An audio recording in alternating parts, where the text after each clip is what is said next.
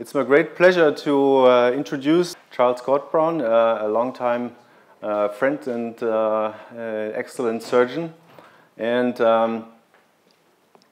he will talk about a very current topic that is affecting all of us. It was a lot of fun to prepare this brief introduction. When you look at Charles's CV, it starts very gentle, I would say. So you were a graduate of the University of Aberdeen in a BSc zoology, and then you started your surgical training in Edinburgh. You went for a fellowship to Toronto.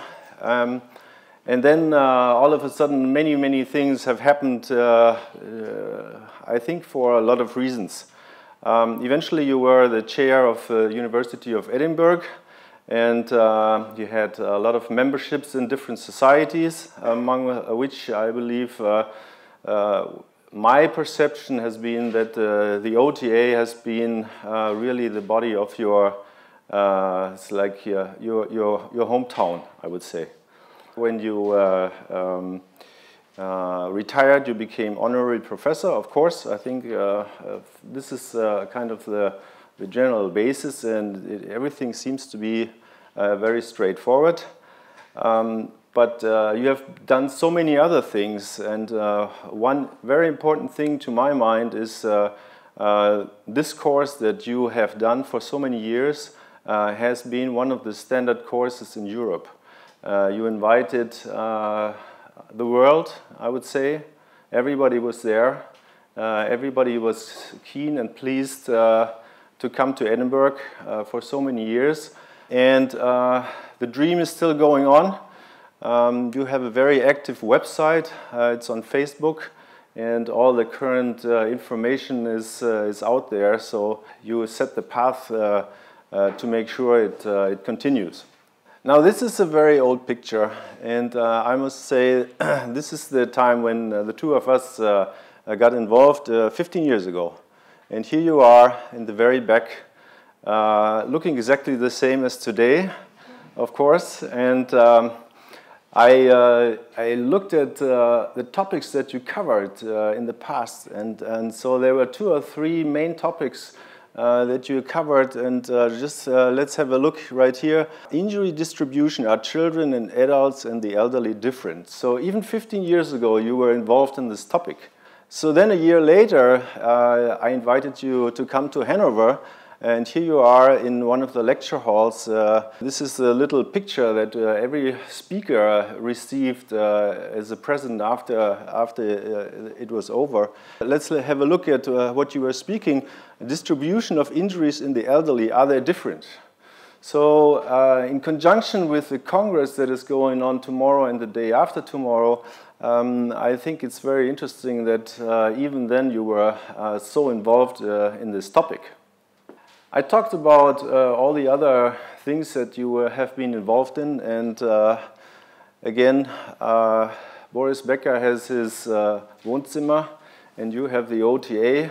So you have been the chair of the International Committee for many years, and it has been a very fruitful collaboration. It grew and grew, and so not surprisingly, you were always on the OTA fracture line, and I was personally extremely impressed by the things that you have done at the OTA. And I took the liberty of gathering just a few things, and just let's have a look right here. Prospective randomized controlled trial, and I don't know exactly how you do it, but you do it on, and I don't know how many studies you are covering. But here's 2009, just a quick example, prospective randomized trial, again, highlight paper in 2015, and then another one, prospective randomized trial. So I think this is really a role model for anybody that is interested in research and in current knowledge, because this is the way to go in orthopedics and in trauma. So then I felt, okay, I have to let everybody know what you have done, what you have published, and I couldn't count the book chapters. I'm very humbled to say that I was able to invite you once in my life, and you wrote a chapter on the management of the multiply injured elderly patient, not surprisingly.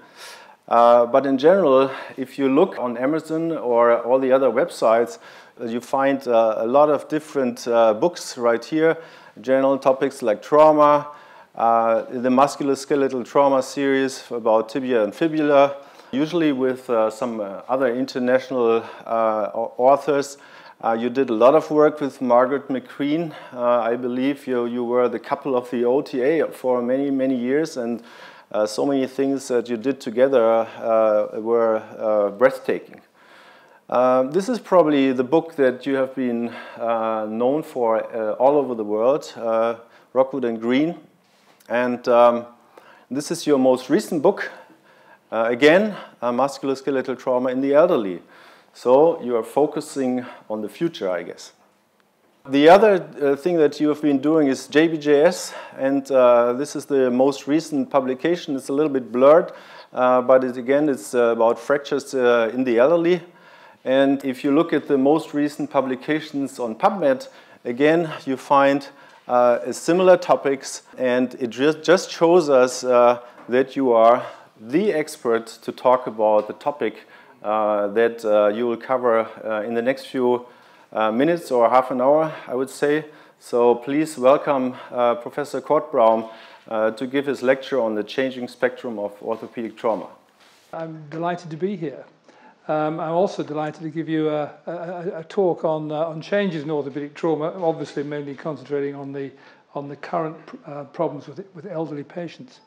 As you know, I'm from Edinburgh. Like Zurich, Edinburgh is an old city, and this is a picture of the castle in the middle of the town. And here we have the hills on the outside of the town.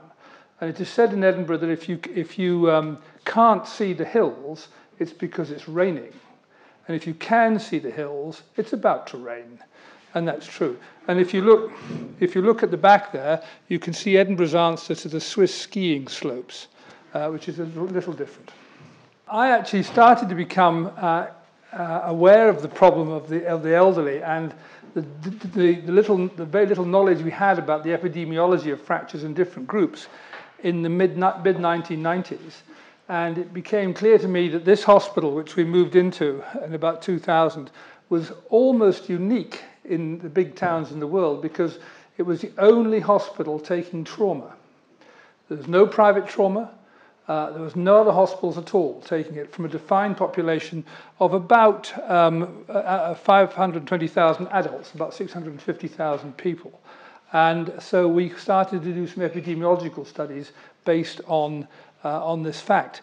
And we analyzed 3 years from 2000, a year in 2007-8, and a year in 2010-11, looking at different aspects of fractures. Now, fractures, as you know, are extremely common, but a lot of people don't realize that they're so common that they reflect social change, that whatever happens in society is reflected by the pattern of fractures that you see. And for the last couple of hundred years, our management and knowledge of fractures has really been dictated by war injuries and then by industrial accidents, and perhaps in the last 60 years by motor vehicle accidents. And so these are all high-energy injuries which have really dictated what we now do for fractures. But things are changing. And I became interested in fractures in the elderly, and it's difficult to know when people started to become elderly and what elderly actually is. Jackie and I, my wife is in the audience, Jackie and I were in this museum about a week ago and suddenly found statues of elderly Romans. Normally the Romans are all men with massive muscles and ladies with other massive things, and you don't see elderly people. And it would be fascinating to know at this stage what age they actually were, and there must be a high chance that they're only about 40, I would have thought. But anyway, Roman times. Fractures have been recognized before. You can see in this picture here, on this clavicle here, there's been a closed fracture of his clavicle in the 1660s. And so people do recognize that they're there. But the first epidemiological analysis I'm aware of about fractures was from Paris about 200 years ago, when Malgaigne looked at just over 2,300 fractures, and he said that fractures, the spectrum of fractures, depended on the patient's age, their gender, the season of the year, and the location. They were most commonly seen between 25 and 60 years of age, and there were hardly any over 60, but there were hardly any people over 60, so you didn't get fractures. The males to female ratio was 5 to 2, and if you did survive, you had a similar fracture rate if you got between males and females, if you got to between 70 and 75, which is quite different from now, obviously. You can see that he said that about 47% were upper limb fractures, 52 were lower limb, a very small number of spinal pelvic fractures, and he estimated that he had 5.3% of his fractures were proximal femoral fractures, whereas we now have 10.8, and 1.3% of his fractures were proximal humeral fractures, and we now have 6.8. He said that fractures were more common in the spring. Diaphyseal fractures occurred when you were an adult, presumably he means 30 to 40, something like that. But he did understand that intra-articular fractures occurred in the elderly. And he did also understand that fractures of the cervix femoris, or femoral head, femoral neck, and cervix humeri, or proximal humerus, occurred in old age, although he didn't define what old age was. And fractures of the carpal extremity of the radius, or distal radius, occurred in older females. So he was beginning to see what was happening. Now, osteoporosis was first raised in Germany in 1982. It was suggested that osteoporosis, or thin bones, affected females. And I think it must be the fractures that were attributed to women tripping over their long skirts at the time. Pommer described osteoporosis as simple bone atrophy, and in 1940, Albright described both senile and postmenopausal osteoporosis. This, I think, is a very interesting study, because this study was undertaken by the Medical Research Council, which is the government scientific council in the UK, in Oxford and Dundee between 1954 and 58, and they decided to look at fractures of the elderly. I don't know why, because they've never been interested in fractures of the elderly since then, but they obviously were then, and they looked at fractures in Dundee and Oxford. Now, Dundee is only 50 miles north of Edinburgh and has a very similar population, and we then compared their results with our results 50 to 60 years later. Can I ask the audience, if you, in the early 50s, what do you think was the definition of elderly? What age would you choose to look at to find elderly fractures? 50? 50? 65. 65? 35. And it sounds stupid, but it's not really stupid, because in 1900 or thereabouts, if you were born then, the average male life expectancy was 44 and females were 50. So 35 wasn't an unreasonable thing to look for. We then compared our data from 2010-11 with their data from 1954 to 50, in the early 50s. And we used mainly the Dundee data because it's a very similar town. You can see here at the top that these are all the fractures, and the percentage difference between the incidence for the 1954-58 study and our own study is that there were 50% more fractures 50 to 60 years later. So we had 50% more fractures. And if you look at all these are mainly the osteoporotic fractures, and on the far side you can see that they have increased significantly in their incidence. Finger phalangeal fractures here have gone down 39%, and I'll come back to that. And the tibial diaphyseal fractures had gone down by 29%. Now, if you look at the same facts in males, you can see that in males the fractures had gone up by 4.4%. In the 50 years. The finger phalangeal fractures had gone down by 60%, and the tibias had gone up, and the rest of them had gone up a little. Look in females, it's the females where the incidence, because 85.8% more fractures in 50 years. And again, all of the osteoporotic fractures shown there had gone up, and even their finger fractures had gone up, which certainly hadn't done in men. So that was very different.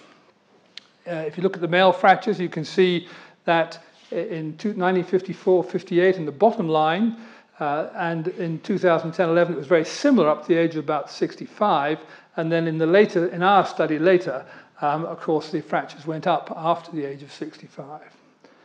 In females, they generally went up all the time in our year compared with the earlier year, but the increase accelerated after the age of about 65. And fall-related fractures in males were generally up 50 years later. Fall-related fractures in females were generally up 50 years later. And if you look at road traffic accident-related fractures in males, they are very different. So back in 1954-58, you can see that it was pretty much the same rate of road traffic accident fractures, regardless of your age. But now, of course, it goes right down, and older people are not getting the same degree of road traffic accident fractures, and the same in females. Now, I've mentioned finger fractures quite a bit, and people don't normally think too much about finger fractures. They're not terribly important. But if you look at the differences here, you can see that in 1954-58, the top line, there was a lot of fractures which came down to the age of retirement and then just fell right away. And of course, what the problem was in these days was massive industrial problems. And when I started as a junior surgeon, it was getting to the end of these problems, but people were still coming in with their hands completely crushed from some machine in their factory. And that was the big problem, and that has just stopped. So the changes in health and safety legislation have led to big differences in finger fractures and in other fractures. An example of an osteoporotic fracture, you can see proximal humeral fractures in females have just steadily gone up from 35 up to 85 plus compared with the earlier year. 50% more fractures in a 50 to 60 year period. Only 5% more in males, and males has decreased manual work, markedly so. There's increased life expectancy and more fractures in older men, but the lack of work, if you like, or the change of work has meant that the fractures have disappeared, really. It's quite different in females. 85% more fractures. They live longer. They have osteoporosis, but I think the real thing is it represents societal changes. The role of women in society is quite different from what it was 60 to 70 years ago, and as a result of that, I'm afraid you've got more fractures than your great-grandmother or your grandmothers had. So what determines fracture epidemiology? Well, age does, gender, health, and there's been a lot of discussion in the last few years about obesity and other conditions such as diabetes, dementia, social factors, alcohol and smoking. And the best way to try and collect these together is as social deprivation, because people at the top end of society tend not to have these problems. People at the bottom end have a lot of them. The age and gender is shown here, so you're familiar with this graph, I'm quite sure. Here we have male fractures, higher here, a combination of alcohol and testosterone, and then that goes down to about the age of 55, and then it gradually comes up, probably still with the alcohol, but not the testosterone. The ladies' fractures are much less up to the menopause, and then of course they climb quite quickly. Now, I thought I would look at obesity, because it seemed to me that obesity was probably a major issue. And I thought it would be quite interesting for this meeting if I looked at what we had and see what it was. So this was the curve drawn from all our fractures admitted between 2010-11. And the patients with a BMI of more than 30 were technically obese. And you can see that they're not, as you might expect, not particularly obese at the age of 15 to 19. And at the age of 90 also, they're fairly thin. But in the middle, they're not. And I thought this probably just represents obesity as being a problem for it. I then found the figures for Scotland. Now, Scotland is one of the fattest countries around. And it's quite interesting. Those are the figures for the BMI levels in the fracture patients. This is the normal population. So it's beginning to suggest that certainly in males, fractures are obesity is not quite as important in fractures as we thought. There must be some effect, but not a huge one possibly. Females are exactly the same. So the normal population who don't get fractures are fatter than the population that do. It is interesting. Now, there are other factors, of course. The ASA score, if it's above 2, you've got significant physical problems. And you can see here from about the age of 50, it just goes up and up and up, so that by the age of about 85, 90, 60% of our fracture patients have got an ASA of more than 2 and are really quite unfit. And then there's the abbreviated mental test score. If it's less than 8, you've also got problems because you're cognitively impaired. And you can see it pretty much normal at 65. By the time you get to 85, about 35% of the population have got, of our fracture population, have got impaired mental test score. So these are obviously problems that will help get fractures. But if you return to social deprivation, Edinburgh is quite an old town. It's been quite wealthy in the past, and there are some very. It is still quite a wealthy town. So and it's got a very good way of assessing social deprivation. So you can look at the different places that people live, and you can suggest to you that they're wealthier than others.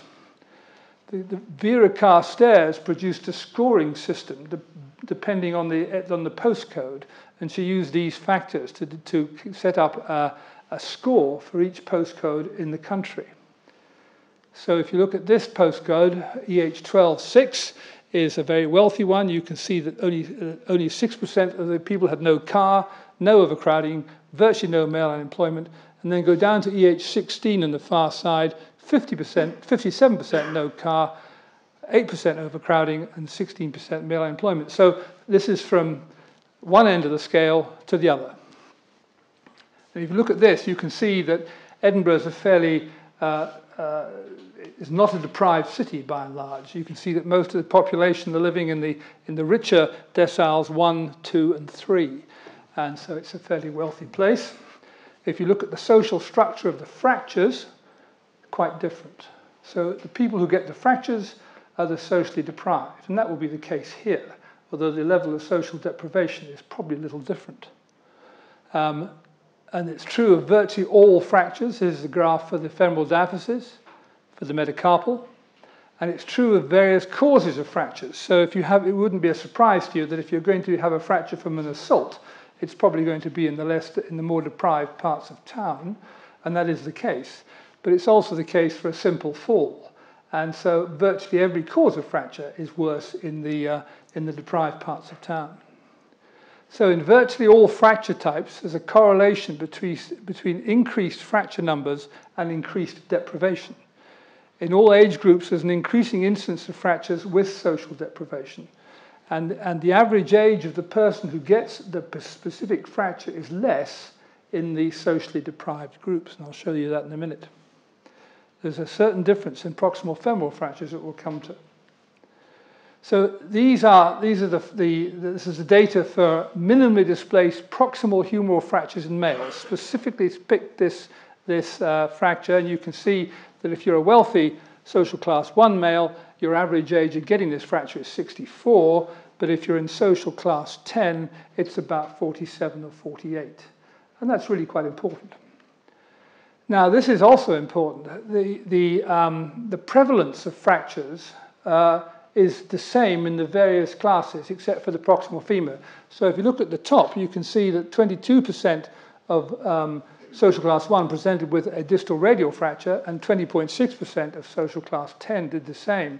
But if you look at the second line, you can see that 23.5% of social class 1 presented with a proximal femoral fracture compared with 13.6% of social class 10. And that's statistically, if you analyze it for male and females, it's statistically significant. And you can see a graph of this here. So this is these are the percentages of social class 10 and 1. And the reason is that even in very wealthy Edinburgh, decile 10 patients don't live long enough to get proximal femoral fractures. which is what is always on the news, said to be the 6th richest country in the world, is a little interesting, I always thought. That's been confirmed in a recent Spanish study, although I'm not entirely sure that they understood what they were looking at. But anyway, that's what they showed. And you can see the average age of males in the top area is 80.7. The average life expectancy is 80.7 years compared with 67.3 years in the lowest one. And you have to be older than that, by and large, to get your proximal femoral fracture. So I think that Zurich's less deprived than Edinburgh, and I suspect you've therefore got more proximal femoral fractures per head of population than we do, but I have no idea, of course. So how are things changing? Well, there are now very few war injuries. They get a lot of headlines in Britain, but there's not very many of them. There's very successful industrial health and safety regulations. There are many fewer road traffic accidents, and there's an increasing number of elderly with increasing physical and mental disease. Whether, as I already said, whether obesity is important is something that we need to look at more closely. Now, the changes I'd like to illustrate by using the tibial fracture, because when I was a junior surgeon, it was the tibia that dominated trauma. Why? Because it was much, much more common than they are now. They were mainly handled by putting them in a cast, which is the worst possible thing you can do. So there was a fantastic amount of complications, and the consultants didn't know what to do because they hadn't handled plates very much. So it was awful. And a standard reconstructive operating list for a consultant was a couple of hip replacements, and then leave the junior doctors to fix the tibial non-union or something. It's pretty awful. Anyway, so if you look at the facts, you can see that here there is, over a 20-year period, the incidence of tibial fractures has gone down markedly in both males and females. The age of males has gone up, but the age in females has gone down. The average age was 60.7 in 1991 and 43.6 years in 2010. And analysis shows that the reason for that is that the old ladies, or the older ladies, are no longer getting knocked over by cars, which is what was happening in 1990. And so they now, as you look at the far side, they all get their tibial fractures from standing falls. But the incidence has gone right down. What I'd like to show you, I'd like to illustrate the whole change with reference to open tibial fractures. Between 1980 and 2010, we operated on 1,045 open tibial fractures, of which 805 were locally based, and we were able to follow them up. This is the incidence of open tibial fractures in this period. So you can see at the top here, in males, the incidence was about 13 per 100,000 per year in 1980, and it's now about 5 per 100,000 per year in 2010. Females gone down from 10 to about 3.5. So a huge decrease in open fractures. So it's all changing. The patients' ages haven't changed very much, so they've really, if anything, gone slightly up over the 30-year period. And so we're getting more older people with them than we had before. The method of injury has gone down. The blue line represents road traffic accidents. And so back in 1980, about 70% of our open tibias were from road traffic accidents, and now it's about 40 to 45%. And the open fractures, in 1980, the open fractures from falls, about 5%, now possibly about 25%. So that's all changed as well. But the severity of the fracture hasn't. They still roughly have the same amount of Distal type 3 fractures, because the older people who are now getting the fractures now have much worse skin, and they get the same degree of, the same severity of open fracture with a minor fall as the younger person got from being hit by a car, which is quite interesting. So still get a lot of Distal 3s. Now what I think is also very interesting is how it was treated. So the blue line is the use of a cast. So you can see that in 1980, almost 90% of open fractures were treated by the application of a cast, which would be of great interest to your lawyers if you were to do it now, but it's not actually done very much. That fell away quite quickly and was replaced with external fixation for a period, but obviously, like many centres, in about 1986-87, nailing started and has really become the major way of treating all of these fractures. So just out of curiosity, a different way of treating things with time. The incidence of open fractures, all open fractures related to motor vehicle accidents is shown here, and it's all gone down. And as that has gone down, so the requirement for primary plastic surgery in the unit has also fallen. So there's been some benefits all round. Okay, so what is next after all this? We've solved the industrial problems, we've solved the road traffic accident problems in a way. We're going to be left with a lot more problems with elderly ladies. I put this lady up really for two reasons. One is I don't see many ladies wearing these superb clothes anymore. And two, she's one of my great-grandmothers. But that's what's going to happen next. So if you look at what happens in the population age 65 or more, you can see there are a number of fractures that just go up in incidence with increasing age. Proximal humerus, distal radius, pelvis, proximal femur, and the femoral diaphyseal. So the older you get, the more fractures you get. There's another population, another set of fractures where this happens in females. So clavicle fractures, distal humerus, forearm fractures, distal femur and proximal tibia continue to go up with increasing age in females, but not after 65 in males. There's only one fracture that continues to go up in the male population, and that's the metacarpal fracture. And these fractures actually go down in males with increasing age, the ankle fracture, calcaneus, and fibular diaphyseal, but they stay much the same in females. And these are very rare fractures in the elderly, but they go down in females with increasing age, midfoot and toe fractures. There are a number of fractures where there's no great change after the age of 65, but the information suggests that there's a trend. And if you look on the other side, you can see humeral diaphyseal fractures are labeled 2, and I suspect that in 10 or 15 years you'll find that in females it is going to go up and up and up with increasing age. And the other problem, of course, is population growth, the massive growth in the population, elderly population. And this is, I'm sure you've all seen it before, an estimate from 1950 to 2050 of the increasing population. It happens in Switzerland, and here's an assessment of your population between 1978 and 2010, and it's just going to go on going up. And if you look at these illustrations, this is said to be Switzerland in 1955, when your population was about 5 million. If you look at the bottom end, the biggest chunks of the population were in people aged less than 10. That's where the biggest percentage of the population was. And it just got less and less and less as you got older.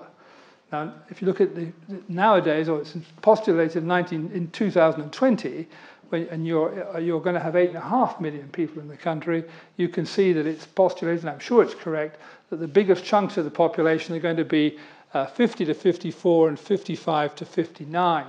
And so that's replaced the young as the biggest part of the population. And it is postulated that in 2050, that's what it's going to look like. So you're going to have a lot of population, a lot of people up to about the age of 84, all much the same percentage based on age, right up to 84. So you're going to have an awful lot more problems on your hands. Now, if we look at the epidemiology in our last year that we measured, these are the commonest fractures, if you like.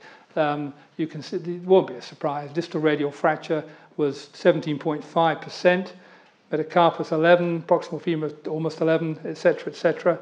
And overall, if you look on the far side, on the last two columns, you can see that 34% of fractures occurred in the over 65 population, or 65 or older, and 17.3% occurred in the population that was aged 80 years or more. And the changes are shown here. So in proximal femoral fractures, there's been no overall change in the last 20 years. You can see here, it's the same instance roughly, but there's been a big change in males, rising from 57 to 84 per 100,000 per year in the last 20 years. The fracture rate in females has gone down by about 20 per 100,000 per year. The age of males has gone up, but in females it stayed much the same. In the proximal humerus, you can see an increase in the incidence of fractures in both males and females in the last 20 years. And there, males from 28 to 61, females about the same, 63 to 120. And in distal radial fractures, the same again. So they've gone up quite considerably. Males from 87 per 100,000 to 139, and females from 221 to 322. So going up and probably continuing to go up. Overall, no change in pelvic fractures, and this is presumably because in males, the pelvic fracture from being struck by a car is now being replaced by the pelvic fracture of falling over when you're 75. But in females, you can see that it has gone up slightly from 26 to 30. And what is interesting, of course, is that the age has gone up, particularly in males, from 46 20 years ago to 64 years now, again suggesting that the high-energy injuries have been replaced by low-energy injuries. Femoral diaphyseal fractures, the incidence has remained much the same in the last 20 years, but the age has changed. So if you look at the age of males, you can see that in 1991 it was 39.5, and in 2010 it was 63, and the female age has also gone up. So it's now a geriatric fracture, whereas 20 years ago it was a high-energy injury. So what is the future? Well, more and more elderly patients. Presumably more fractures with increased aging and less successful medical treatment for osteopenia or osteoporosis. Proximal femoral fractures, more if our social deprivation improves, and probably more for you. And what about the other fractures? Well, I've looked at the two of our analyses of the epidemiology in 2000 and 2010. So we're comparing exactly the same population. And the incidence of fractures in patients over 65 years was 12.7% higher in 2010 than it was in 2000, which is a lot in 10 years. And it's statistically significant. The fractures had gone up by 31% in males and by much less, 6%, in females, presumably because males are now living longer and are healthier than they were then. And if you compare the fractures, these 14 fractures in males have gone up, in this 10-year period, have gone up by more than 20%, this coming through the door. And the 5 fractures in females on the other side have also gone up by 20%. So you can see that clavicles at the top, and you're liable to have an awful lot more clavicle fractures in the next few years, and just decide on what to do with them. And what about the younger patients between 2000 and 2010? Well, if you look at the prevalence of fall-related fractures in all age groups, you can see that in all age groups, it just went up and up and up in 2010. So fall-related fractures are quite important in all age groups. But if you compare the fall-related fractures in 2000 with those in 2010, you can see here there's a big difference. All the black columns are statistically significant. So there were statistically more fractures related to falls in 16 to 19-year-olds, 30 to 39-year-olds, 40 to 49-year-olds, 50 to 59-year-olds, and 60 to 69-year-olds, and less fractures in 90-plus people. If you look at the same data in males, you can see that the black columns are slightly less, but they go on going up because we haven't caught up with the reasons why ladies are now dropping their fracture incidence. We're still in men they're still going up. But look at the ladies' results, and you can see that every single age decade in ladies, there is a higher rate, statistically higher rate of fall-related fractures in only a 10-year period. It then changes, and in the 90-plus, there's a lower rate of fall-related fractures. So falls are important, and you're going to get a lot more of them. There was a study on the global burden of disease in 2010, and it suggested that falls went from 24th to 15th in importance, if you like, in years lost to disability. And this is in the US literature states that about 12% of US community dwellers report a fall each year. And I'm not quite sure how they tally up these 30% in all these age groups of 12% overall, but that's what they've published. So there's quite a lot of falls, it's understood. And the reasons for falls? Well, the US studies suggest that about 9% of the population are on drugs or alcohol, which is at least true in Scotland, I would think. They have psychological disorders, multitasking, which is a nice way of saying you shouldn't look at your phone when you cross the road, or drive, and you get fractures of that. Also, increasing imbalance problems in middle age. I really don't know if that's true or not. And the reasons for falls, well, as I've already said, obesity was stated to be a reason for falls, and it may be a reason for falls, but it doesn't appear from our early work to be a reason for increased fractures, but that'll have to be looked at. Diabetes is thought to be an increased risk for fractures.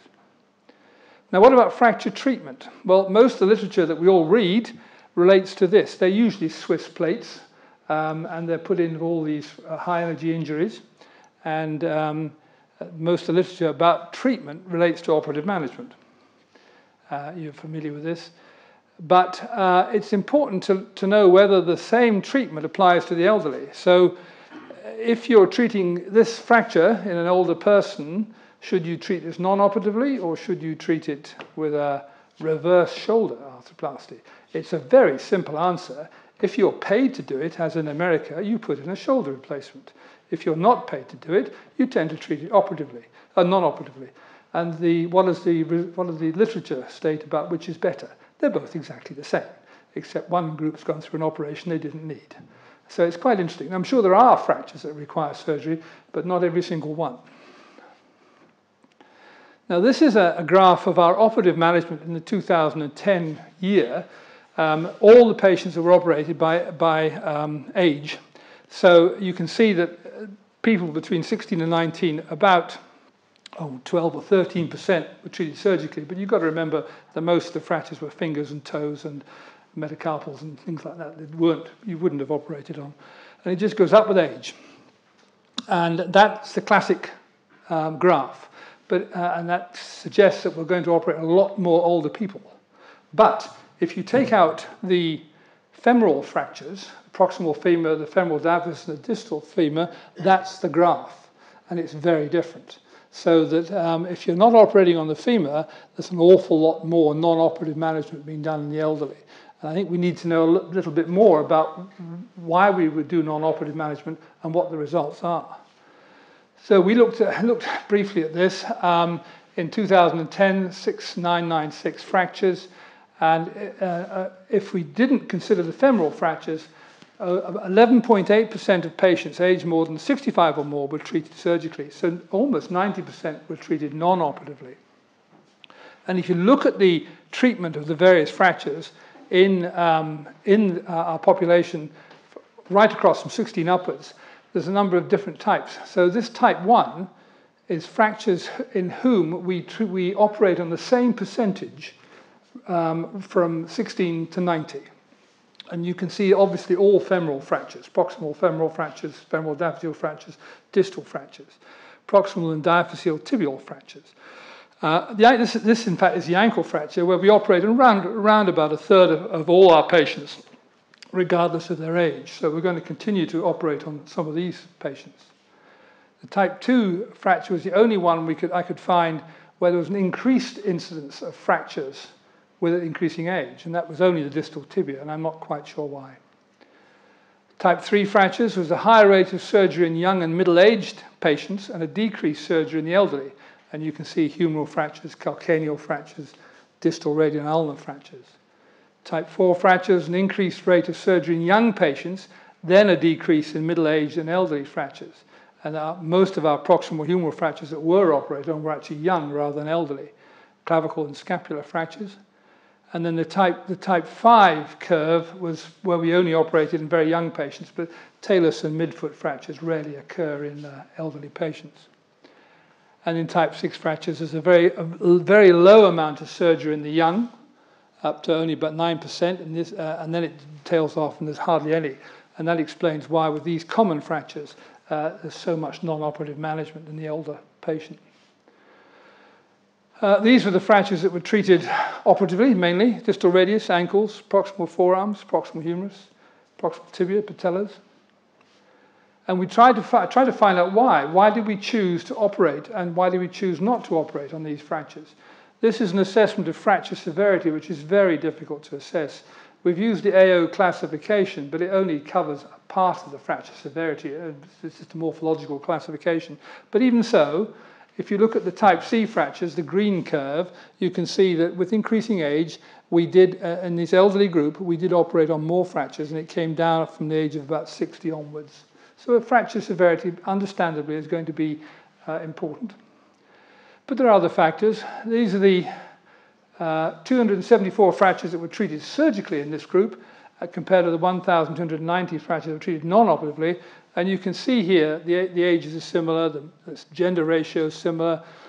But obviously, and this won't surprise you, but the people that were treated surgically tended to be living at home rather than in care homes or hospitals or something like that. They were fitter.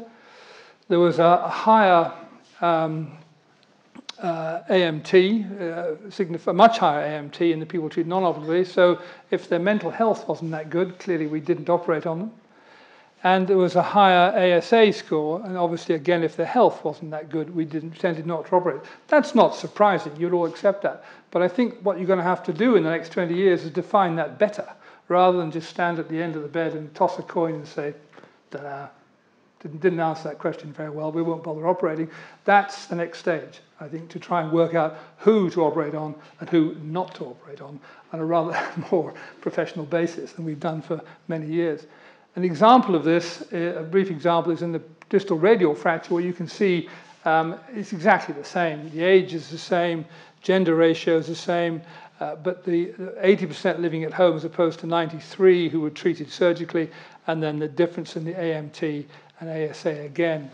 So we're operating because of the state of the patient, but we have no real good classification of that.